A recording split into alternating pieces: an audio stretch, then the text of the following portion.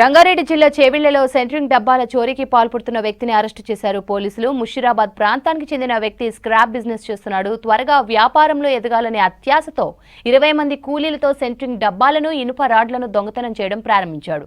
దీంతో సీసీ కెమెరాల ఆధారంగా నిందితుడిని గుర్తించి అరెస్టు చేశారు పోలీసులు. పట్టుకోవడం జరిగింది. న్యాయస్థానం ముందు ఆధారపరిచి న్యాయస్థానం ఆదేశాల మేరకు పోలీస్ కస్టడీలో తీసుకొని మళ్ళీ విచారించగా దీనికి వెనుక ఎవరు ఉన్నారనే సంగతి అనేది పూర్తిగా వివరాలు జరిగింది. దాదాపు 11 కేసులో సుమారు ఒక 4,000 పైచేలు ఈ సెట్టింగ్ బాక్సెస్, దాని వర్త్ అందాదా 25 లక్షల ఉంటుంది. సార్ ఎంత సార్?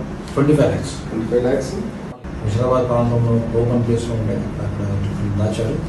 అక్కడ నుంచి మూసీన ఆడడం ప్లస్ నుంచి రికవర్ చేయడం జరిగింది.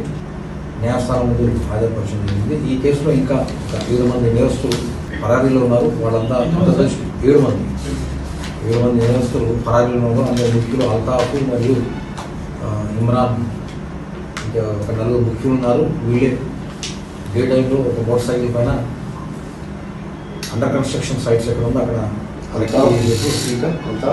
అల్తాఫ్, ఇమ్రాన్, వసీ దాదాపు రాత్రంతా నిఘా పెట్టేసి వీళ్ళని ఎట్టి పరిస్థితుల్లో పట్టుకోవాలి, మెనాన్స్ అది కావాలనే ఉద్దేశంతో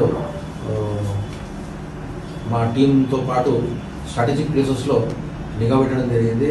దాని తగ్గట్టే వీళ్ళు 6 దొంగతనం రావడము, రిటర్న్లో పట్టుకునే క్రమంలో రిజ్వాన్ మరియు